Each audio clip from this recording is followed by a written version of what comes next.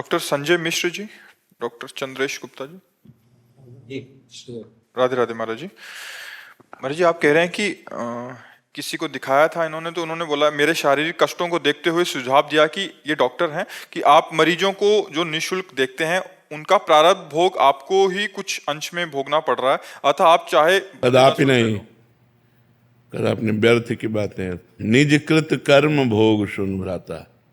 तुम्हारे पाप कर्म तुमको दंड दे रहे हैं, दूसरे के पाप कर्म थोड़ी दंड दे रहे हैं। व्यर्थ की बातें, लोगों के कहने तस्मात् शास्त्रम प्रमाणम थे कार्याकार्यो व्यवस्थित हो। शास्त्र प्रमाणित बात होनी चाहिए, मनमानी आचरण थोड़ी नहीं चाहिए। इसलिए व्यर्थ की बात, इस बात पर ध्यान मत दो। अंकुश जी, गंगानगर। राधे राधे। राधे राधे महाराज जी। महाराज जी, प्रेम की आध्यात्मिक परिभाषा जुड़ाव, सुरक्षा और स्वतंत्रता महसूस करना है, तो ये प्रेम भगवान के साथ संभव है या किसी व्यक्ति विशेष के साथ भी संभव है? और अगर व्यक्ति विशेष के साथ है तो दुख और संकट की नहीं, स्थिति व्यक्ति उत्पन्न विशेष के साथ संबंध किया ही नहीं जाता, व्यक्ति विशेष नहीं किया। जो अध्यात्म में चला ही जाता है भगवान को लेकर। बताया ना कि जैसे हमने किसी संत से मिले तो उनमें भगवत बुद्धि कर ली, कोई हमको अच्छी बात बताए तो हम उस बात को सोचते हैं मेरे भगवान ने इसके अंदर से बताया। हम जुड़ेंगे भगवान से, व्यक्ति से नहीं। अगर कोई हमको ऐसी अनुभव की बात बताता है जिससे हमें लगा ये तो परमार्थ की, तो तुरंत बात है मेरे भगवान इसके अंदर बैठकर बोले। हम व्यक्ति से नहीं जुड़ते, हम भगवान से जुड़ते हैं। हमारी हर चेष्टा भगवान। किसी ने हमको गाली दी, मेरे भगवान ने, मेरा कोई अहंकार होगा, पाप होगा, उसे दूर कराने के लिए गाली दी। कोई प्रणाम कर रहा है, ये मेरे भगवान को प्रणाम। वो हर वृत्ति में भगवान को, इसे कहते हैं भगवत भाव, कि वो भगवत भाव में ही रहता है, वो अपने भाव से नीचे नहीं उतरता है।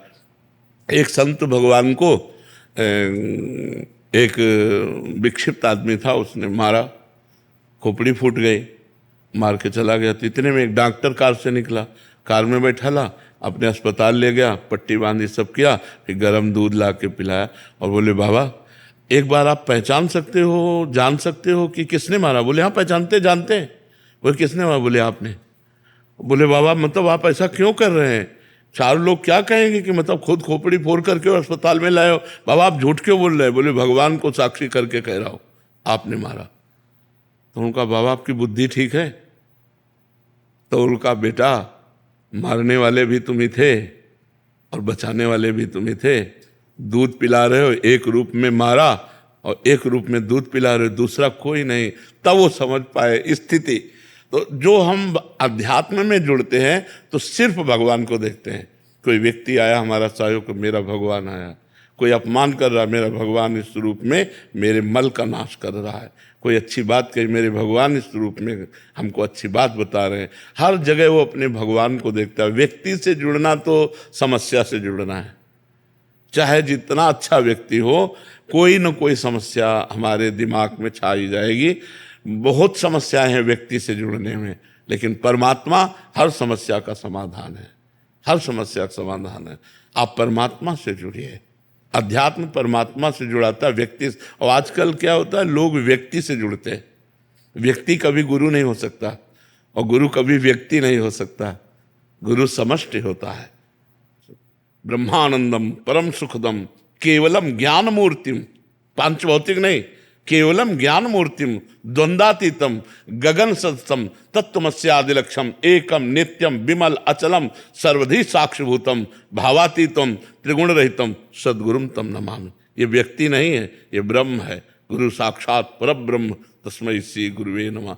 तो हम कहीं भी जुड़े तो उस परब्रह्म से जुड़े, ना कि पांच भौतिक शरीर से जुड़े। शरीर से जुड़ने में बहुत समस्याएं हैं। आज हम हैं, कल नहीं, आप नहीं रहेगा ये शरीर, तो आप कहोगे कि गुरु मर गए। लेकिन गुरु अगर मरने वाला है तो गुरु कैसा? गुरु तो अमर है, अविनाशी है।